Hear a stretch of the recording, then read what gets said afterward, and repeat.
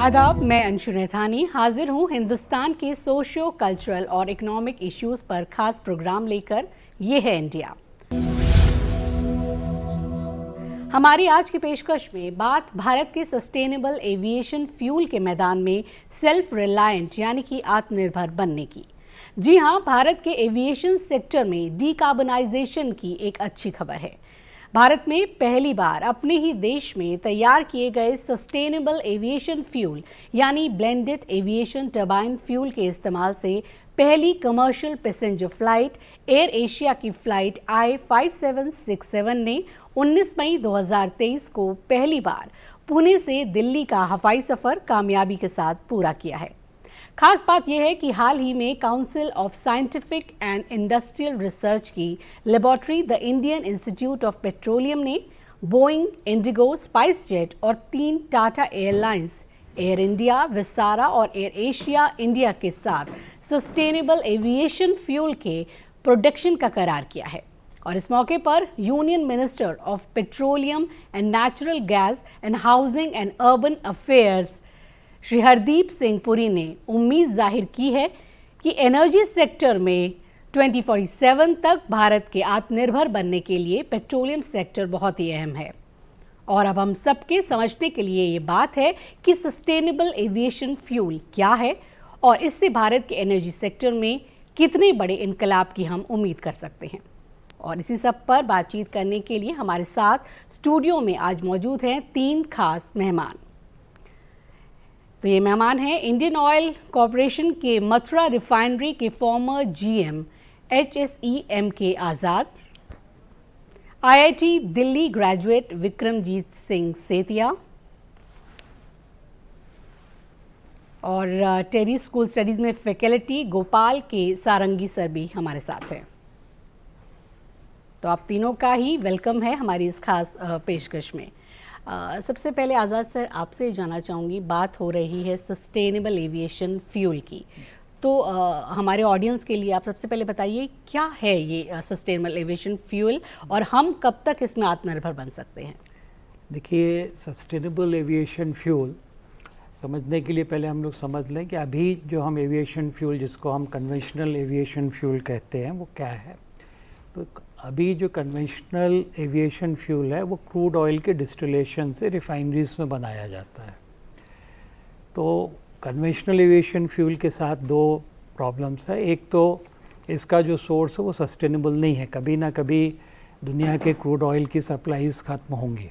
और दूसरा ये है कि इसके इस्तेमाल से CO2 एमिशंस हैं और दूसरे जो एमिशंस हैं एनवायरनमेंटल के लिए हार्मफुल, वो एक समस्या है। तो जिस समय अब क्लाइमेट चेंज की बात हो रही है, ग्लोबल वार्मिंग की बात हो रही है, तो सभी सेक्टर्स में एक फोकस है कि हम किस तरह से ये जो फॉसिल बेस्ड फ्यूल्स हैं, क्रूड ऑयल है, कोल है, इनको किस तरह से हम फेज आउट करके ऑल्टरनेटिव हम रिसोर्सेज पे फ्यूल्स पे जाएं। तो इस क्रम में सस्टेनेबल एविएशन फ्यूल की जो धारणा आई है कि हम ये एविएशन के लिए फ्यूल हम बनाएं वो क्रूड ऑयल के अलावा दूसरे रिसोर्सेज से हो, वो बायोलॉजिकल हो सकते हैं, नॉन बायोलॉजिकल हो सकते हैं, दोनों रिसोर्सेज से हम फ्यूल बनाने की कोशिश कर रहे हैं। तो इसमें बेसिकली अभी जो टेक्नोलॉजीज़ आई हैं, करीब 7 टेक्नोलॉजीज़ हैं जो अप्रूव हो चुकी हैं, जिन पे काम हो रहा है और वो डेवलपमेंट के अलग अलग स्टेज पे हैं। और 2 और टेक्नोलॉजी हैं जो नॉन बायोलॉजिकल रिसोर्सेज के लिए हैं। तो इन टेक्नोलॉजीज़ में हम फ्यूल बनाते हैं जिसकी अगर गुणवत्ता देखी जाए और दूसरे कैरेक्टर्स देखे जाएं तो वो कन्वेंशनल एविएशन फ्यूल की ही तरह हैं, लेकिन वो बनाए जाएंगे या तो आपके जो हमारे फर्स्ट जनरेशन क्रॉप्स हैं, सोर्सेज कहते हैं, जैसे शुगर केन जूस है, शुगर मोलासिस है, या दूसरे तरह जेट्रोफा है, कैमेलिना है, इस तरह के सोर्सेज हैं जिससे बनाया जाता है। और अभी तो काफ़ी काम चल रहा है और बहुत उसमें आशाएं हैं कि हम एल्गी से भी बना सकते हैं। और एल्गी के बारे में कहा जाता है कि उसमें इन सारी जो वेजिटेबल्स हैं या क्रॉप्स हैं उससे 15 गुना ज़्यादा ऑयल है पर स्क्वायर किलोमीटर। अभी उसकी टेक्नोलॉजी लेकिन वो इस समय रेडी नहीं है पूरी तरह से कमर्शियल प्रोडक्शन के लिए। तो ये जो बायोलॉजिकल सोर्सेस से और एनिमल फैट यानी कुकिंग ऑयल और दूसरे जो नॉन पॉम ऑयल्स हैं उनसे हम सिंथेसाइज करके एक फ्यूल बनाते हैं, लेकिन उसको अभी 100% नहीं यूज़ किया जा सकता। उसको हमें कन्वेंशनल जो एविएशन फ्यूल है उसके साथ ब्लेंड करके ही करना पड़ेगा। और अभी जो ब्लेंडिंग का लिमिट है टेक्निकली जो पॉसिबल है वो 50% है, 10% to 50% है, लेकिन इतना हम ब्लेंड कर पाएँ इसके लिए एक सुलभता की बात उठती है कि दूसरे जो रिसोर्सेज हैं, हम किसी भी क्रॉप की बात करें, चाहे वो शुगर केन मोलेसिस हो या जेट्रोफा हो, तो उनकी अवेलेबिलिटी कितनी है। तो अभी तक हमारी भी जो पहली फ़्लाइट की आपने बात की थी, जो डेमोन्स्ट्रेशन फ़्लाइट थी, उसमें भी 1% ही यूज़ किया है। बाकी कमर्शियल फ़्लाइट्स में सारी दुनिया में ये चल रहा है, करीब 4.5 लाख कमर्शियल फ़्लाइट्स में ये यूज़ हुआ है। लेकिन अभी हम फुल पोटेंशियल 50% ब्लेंडिंग पे कहीं पर भी नहीं किए हैं, और उसका इशू अवेलेबिलिटी का ही है, क्योंकि अभी जो प्रोडक्शन कैपेसिटी है उतनी है नहीं। लेकिन सर पहली फ़्लाइट आई है और इस तरह से आई है तो वाकई हम कह सकते हैं कि बहुत ही एक पॉजिटिव खबर है, बहुत एक अच्छी खबर है कि शुरुआत इस सेक्टर में हुई है। धीरे धीरे हर फेजेस में ये आगे बढ़ेगी। तो एज अ स्टार्टिंग पॉइंट इसको कितनी बड़ी अचीवमेंट मानते हैं, कितनी अच्छी खबर मानते हैं इस फील्ड के लिए? देखिए, कहा जाता है कि किसी भी लंबे सफ़र में सबसे महत्वपूर्ण कदम पहला कदम ही होता है। The first step is the most important step। तो ये बहुत ही एक, मैं इसको वाकई एक माइलस्टोन मानता हूँ कि हमने भी एविएशन सेक्टर पर अब अपना फोकस करना शुरू किया। इसके पहले हम ट्रांसपोर्ट सेक्टर में तो कर ही रहे थे, और आप जानते हैं कि एथेनॉल ब्लेंडेड पेट्रोल और डीज़ल काफ़ी समय से हम मार्केट कर रहे हैं, और अभी 2022 में हम 10% तक की ब्लेंडिंग अचीव कर चुके हैं। 2025 में 20% का टारगेट है। तो एविएशन सेक्टर में भी अब ध्यान हम लोग ने देना शुरू किया है, तो ये बहुत महत्वपूर्ण पहल है। जी, काफ़ी सिग्निफिकेंट है जिस तरह से उड़ान भरी है इस फ्यूल के माध्यम से। गोपाल सर, आपसे यहाँ पर मैं ये जानना चाहूँगी कि जो एक टारगेट है हम चाहते हैं, जैसे हमारी गवर्नमेंट चाहती है कि 2030 तक जो 50% है वो रिन्यूएबल जो रिसोर्सेज हैं एनर्जी के, उसके ऊपर शिफ्ट कर दिया जाए। आपको क्या लगता है ये कितना पॉसिबल है? किस तरह से फेज़ वाइज कैसे हम अचीव करेंगे, किस तरह होगा? आंसर देने से पहले मैं उसका बैकग्राउंड देना चाहता हूँ, क्यों आज हम ये जो टॉपिक है हमारा सस्टेनेबल एविएशन फ्यूल है उसके ऊपर क्यों चर्चा कर रहे हैं। इसका इम्पोर्टेंस इसीलिए है क्योंकि एविएशन सेक्टर जो है वो बहुत बड़ा कॉम्प्लेक्स सेक्टर है। कॉम्प्लेक्स क्यों है? क्योंकि आप जब देखेंगे इसमें अभी गवर्नमेंट भी फोकस कर रहा है कि जस्ट ट्रांजिशन, जैसे हम फॉसिल फ्यूल एनर्जी से रिन्यूएबल्स को जा रहे हैं। बट प्रॉब्लम इसमें यह है कि हम अगर देखेंगे कितने लोग फ्लाइट में जाते हैं, 80% लोग ग्लोबली जो डेटा है अवेलेबल है, they don't really fly. That means अपने 20% लोग जो फ्लाइट कर रहे हैं उनका जो कार्बन फुटप्रिंट है उसको आप एक्चुअली डिस्ट्रीब्यूट कर रहे हैं रेस्ट ऑफ द पीपल। सो ये एक बड़ा इनइक्विटी इशू है उसमें, इसीलिए उसको रिड्यूस करना बहुत इंपॉर्टेंट है। सेकेंड इम्पोर्टेंट पॉइंट ये है कि आपने जो एविएशन इंडस्ट्री है उसमें जो, जैसे आज़ाद ने अभी बताया कि इसका जो फ्यूल है ये बड़ा यूनिक फ्यूल है।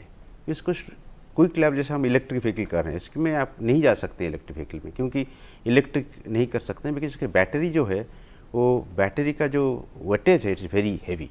तो हम क्या करना चाहते हैं ना, उसमें विदाउट चेंजिंग द उसका आगे वाला इंजन को चेंज ना करके हम क्या करते हैं ना, ओनली फ्यूल में चेंज करना चाहते हैं। तो ये यूनिकनेस है, जिसलिए हमने सस्टेनेबल एविएशन फ्यूल की तरफ जा रहे हैं, ताकि ना हम उसका जो ब्लेंडिंग है उसको बढ़ाएं and we can actually achieve the reduced carbon footprint. Importantly आप अगर डेटा देखेंगे, एमिशंस जो आ रहा है एविएशन से, इट इज़ ग्लोबल एमिशन का जो डेटा देखेंगे it is 2.5% of the total CO2। अगर पूरा GHG एमिशन देखेंगे 3.5%। ट्रांसपोर्ट सेक्टर में देखेंगे तो 12% एविएशन का जो सेक्टर शेयर है, बट वो इम्पोर्टेंट नहीं है। इम्पोर्टेंट ये है कि इसको चेंज करने में बड़ा डिफ़िकल्ट है। इसीलिए आप ग्लोबली देखेंगे जो एफर्ट लिया गया है, जैसे आपने पेरिस एग्रीमेंट हुआ है, उसमें एविएशन सेक्टर को अलग किया गया है, और उसमें इंटरेस्टिंगली ग्लोबली इसको एड्रेस करने के लिए हमारा एक नया मार्केट मैकेनिज्म बनाया गया है, उसको कोर्सिया बोलते हैं, जिसके थ्रू में आपने क्या कर रहे हैं ना, एविएशन सेक्टर अगर एमिशन रिड्यूस नहीं कर पा रहा है तो क्रेडिट, जो कार्बन क्रेडिट है, उसको खरीदेगा दूसरे सेक्टर से। इंडिया के लिए ये बड़ा महत्वपूर्ण है। इंडिया का मैं थोड़ा सा बैकग्राउंड देना चाहता हूँ। इंडिया का बैकग्राउंड ये है कि हमने आगे जाकर हमारा जो टारगेट है 1.5 बिलियन लोग जो इंडिया में मिडिल क्लास में एंटर करेंगे, and we are expecting lot of travel to happen, domestic and international. Problem international में है, इसीलिए वो एविएशन को नहीं लिया गया पेरिस एग्रीमेंट में, क्योंकि इंटरनेशनल फ्लाइट का जो एमिशंस आता है, नोबडी इज ओनिंग इट, कोई कंट्री लेना नहीं चाहता। डोमेस्टिक फ्लाइट का ही जो एमिशंस है, they want to attribute to that. तो इंडिया का प्रॉब्लम है कि India is entering into region where the middle class people will be using lot of flights. इसीलिए आपने देखेंगे G20 कंटेक्स्ट में भी हमारा डिस्कशन हो रहा है। हमारा ऑनरेबल प्राइम मिनिस्टर जो है पंचामृत में डिस्कस किया। तो हमारा जो ग्रीन ग्रोथ स्ट्रैटेजी है, जो हमारा जो प्लान्स पॉलिसीज है, उसको दो तरह से हम देख सकते हैं। एक पॉलिसी ब्रॉड, आपको पिक्चर दिखा रहा हूँ मैं, एक पॉलिसी लॉन्ग टर्म स्ट्रैटेजी है, जो हमारा नेट जीरो एमिशन जो मैडम आपने बताया बाई 2070। एक शॉर्ट टर्म स्ट्रैटेजी है, 2030 तक हम क्या कर सकते हैं, और शॉर्ट टर्म में भी हमने एविएशन को ले रहे हैं इम्पोर्टेंटली। सो एविएशन का जो इम्पोर्टेंस है हमारे लिए बहुत है, उसको कार्बन कंटेंट जो रिड्यूस करना बहुत इंपॉर्टेंट है। इसीलिए हमें अभी फोकस कर रहे हैं कि इसको हमने किस तरह से उसका जो कार्बन कंटेंट है उसको रिड्यूस करें, ताकि ना हमारा जो एविएशन इंडस्ट्री है will generate lot of less emissions basically. और इम्पोर्टेंट बात हमारे लिए ये, हमने काफ़ी सारे एफर्ट भी लिए हैं, पॉलिसी लेवल में भी काफ़ी एफर्ट लिया हुआ है इसमें। तो हमारे करीब देश में आप देखेंगे तो 150 एयरपोर्ट्स है। एयरपोर्ट्स को हमने कार्बन न्यूट्रल करने के लिए कोशिश की है, there is a carbon accreditation. तो उसका भी हमने काफ़ी सारे, जैसे हमारे 8 एयरपोर्ट्स अभी कार्बन एक्रेडिटेड है, उसमें से 4+ रेटिंग जो है दिल्ली का, मुंबई का है। तो उसके बारे में मैं बाद में बताऊंगा, बट ये है हमारा बैकग्राउंड जो हम एक्चुअली करना चाहते हैं एविएशन इंडस्ट्री के साथ। तो अगर बात किया जाए तो हम एविएशन इंडस्ट्री में बहुत ही ज़्यादा ग्रो कर रहे हैं, जैसे कि आप बता रहे हैं कि एयर ट्रैफिक भी बढ़ रहा है, एयरपोर्ट्स के नंबर्स भी बढ़ रहे हैं, और इसको बढ़ना ही है। अगर इस लिहाज से हम देखते हैं इस खबर को, जिस तरह से जो सस्टेनेबल एविएशन फ्यूल के साथ जो ये फ़्लाइट आई है, सेतिया जी आपसे यहाँ पर मैं ये जानना चाहूँगी कि वो कितनी बड़ी, अगर बात की जाए कि एक पॉजिटिव खबर है, और इस पूरे एविएशन के क्षेत्र में अगर बात करते हैं, अगर उसको इकोनॉमिक फैक्ट्स के लिहाज से देखते हैं, तो उसके लिए कितनी बड़ी खबर होती है ये? इकोनॉमिक्स फैक्ट से और ये देखा जाए तो एक बहुत बड़ा महत्वपूर्ण पॉइंट है कि हमने अपनी पहली फ़्लाइट जो है SAF फ्यूल से चलाई है। मैं इसको थोड़ा दूसरे शब्दों में कहना चाहूँगा कि इकोनॉमिक्स से पहले हम समझ लें पहले कि SAF में जो सस्टेनेबिलिटी वर्ड हमने यूज़ किया है उसका यहाँ पर महत्व क्या है। जो सस्टेनेबिलिटी का जो हम मतलब कहते हैं, तो सस्टेनेबिलिटी से हम जोड़ते हैं 3 चीज़ों को। एक हम जोड़ते हैं इकोनॉमिक को, जो कि बहुत महत्वपूर्ण, जिसका यहाँ पर आभार है। दूसरा हम जोड़ते हैं एनवायरनमेंट को, तीसरा हम जोड़ते हैं सोशल फैक्टर को। तो यदि मैं बात करूँ इकोनॉमिक को, तो ये जो अभी उन्होंने पहली फ़्लाइट चलाई है, इसके अलावा हमारे जो टारगेट हैं 1% ब्लेंडिंग करने का 2025 तक, और उसके बाद फर्दर हमारा 2047 तक हमने 0 नेट कार्बन करना है। तो यदि पूरी जर्नी को मैं देखूं तो इसमें हमारा बहुत बड़ा इकोनॉमिक योगदान आने वाला है। जो कि सबसे पहले मैं बात करूं तो हमारा जो इंपोर्ट बिल है फ्यूल का, जो आज की डेट में फॉसिल फ्यूल हम इंपोर्ट करते हैं, वो हमारा काफ़ी कम होने वाला है, जिससे हमारा फॉरेक्स रिजर्व हमारा सेफ होगा। तीसरा, हमारा जो एनर्जी जो स्टोरेज है वो हमारा डोमेस्टिक हो जाएगा। एनर्जी सेक्टर जो है देश का एक बहुत बड़ा सेक्टर है, जिसमें GDP का बहुत बड़ा योगदान है। तो यदि हम अपना इस फैक्टर को हम यदि सिक्योर कर लें, तो एनर्जी सिक्योरिटी जो है हमारी यहाँ पे सिक्योर हो जाएगी, जब हम अपना डोमेस्टिक एनर्जी हम खुद बनाने लग जाएंगे। इसके बाद मैं एनवायरनमेंट की बात करूँ तो एक महत्वपूर्ण पॉइंट है, वो हम सबके लिए है, पूरे विश्व के लिए है। यदि हमारा पर्यावरण ही साफ नहीं होगा तो हम इकोनॉमी को कैसे आगे बढ़ाएंगे। तो पर्यावरण जो है हमारा जीरो नेट कार्बन करने के लिए हम इस दिशा में बढ़ रहे हैं कि हम अपना फॉसिल फ्यूल से हटकर हम SAF की तरफ बढ़ रहे हैं। तो इससे जो हमारा टोटल एनवायरनमेंट क्लीन होगा वो एक अलग से पॉजिटिव डायरेक्शन में हमारा एक पॉजिटिव स्टेप है। इसके अलावा जब हम इस नए बिजनेस की डायरेक्शन में जा रहे हैं तो इससे काफ़ी जॉब्स क्रिएट्स होंगी, काफ़ी नया मैं कहूँ इंडस्ट्री क्रिएट होगी जो कि बायोमास फ्यूल बनाने में आज की डेट में जुटी हैं, जिनकी आज की डेट में कैपेसिटी कम है तो कैपेसिटी बढ़ेगी। और बायोमास फ्यूल में जैसा कि आज़ाद जी ने बताया है कि जो इसका रॉ मटेरियल है वो एग्री प्रोड्यूस है। तो एग्री प्रोड्यूस जो हमारा खेतों में गन्ना कह लें, चाहे वीट कह लें, चाहे राइस कह लें, तो ये सभी जो हमारे एग्री प्रोड्यूस हैं आज की डेट में इनकी क्या कीमत है। जब ये फ्यूल बनाने में भी उपयोग होगा तो इसकी कीमत असल में ही बढ़ जाएगी और जो हमारा किसान है उसको उपज ज़्यादा मिलेगी, तो किसान की इनकम भी बढ़ जाएगी। अभी यदि मैं बात करूं कि आज की डेट में यदि हम 1% ब्लेंडिंग की बात करें तो मोटा मोटा 14 करोड़ जो है हमारा टोटल SAF की रिक्वायरमेंट है, जो कि आगे बढ़कर 5 यदि मैं 5% पर ले जाऊं तो 5 गुना हो जाती है। तो अभी कुछ जो पराज इंडस्ट्री ने एक रिसर्च की है जिसमें वो 3,60,000 मिलियन टन यदि ये SAF बनाए, हमारी पूरी इंडस्ट्री मिलकर बनाए, तो उससे हमें क्या फ़ायदा होने वाला है। उन्होंने एक एस्टिमेट दिया है कि टोटल जो हमारा इकोनॉमी पे जो इम्पैक्ट आने वाला है वो 2.8 बिलियन का इम्पैक्ट है, जो कि 10 से 15% फार्मर की इनकम को बढ़ाता है, 1,20,000 मोटा मोटा जॉब हमारी बढ़ाता है, काफ़ी सारी नई इंटरप्रेनरशिप बढ़ाता है। जिन इंटरप्रेनरशिप से ये अल्टरनेटिव फ्यूल बनेगा उससे 210 बिलियन जो है डॉलर की अधिक हमारा इनकम होगी। इसके अलावा हमारा एनवायरनमेंट क्लीन होगा और भी जो काफ़ी फ़ायदे हैं पूरी इंडस्ट्री को इससे आएंगे। तो इकोनॉमिक सेक्टर में इसका एक बहुत बड़ा योगदान आने वाला है। हाँ, तो हम कह सकते हैं कि इंडिया की इकोनॉमी पे एक बहुत ही पॉजिटिव इसका इम्पैक्ट पड़ सकता है।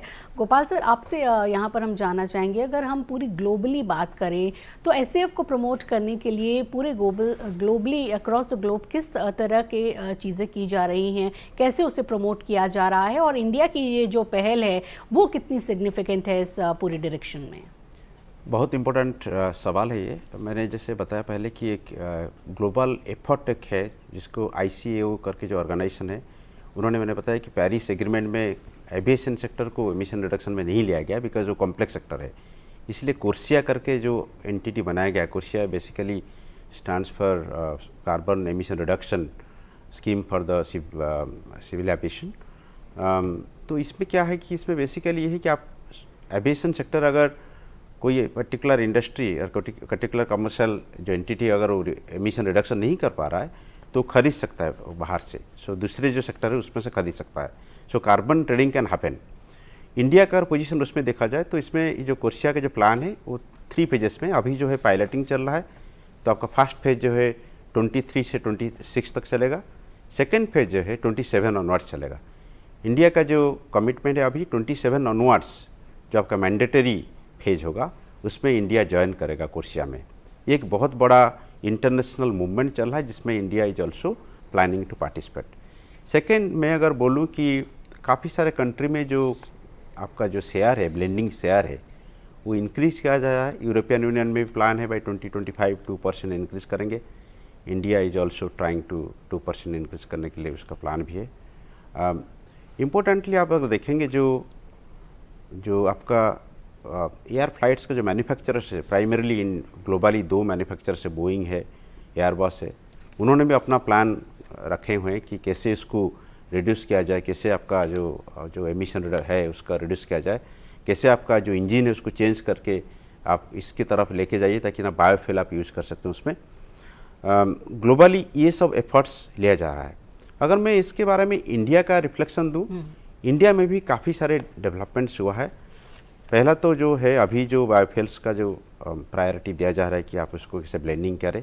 सेकेंड, बायोफ्यूल्स को छोड़ के एविएशन सेक्टर में कैसे कार्बन का जो कंटेंट है उसको रिड्यूस किया जाए, उसका भी काफ़ी एफर्ट लिया गया है। जैसे मैं बताऊं कि आपका ग्रीन एविएशन पॉलिसी जो है 2019 में गवर्नमेंट ने डिक्लेयर किया हुआ है, उसमें बायोफ्यूल तो एक इम्पोर्टेंट कंपोनेंट है, उसको छोड़ के there are other efforts being made. अगर मैं साइट करूं, एक एफर्ट है कि आपने क्या करें ना, एयर स्पेस है, जो मिलिट्री एयर स्पेस है, उसको भी यूज़ करने के लिए बोला गया सिविल पर्पसेस में। उसमें क्या होगा ना, आपका जो डिस्टेंस है, आपका जो यूज ऑफ ऑयल है, उसमें जो फ्यूल्स, एविएशन फ्यूल जो है वो कम हो जाएगा और इसका इम्पैक्ट जो है आपका एमिशंस के ऊपर भी इम्पैक्ट पॉजिटिव आएगा।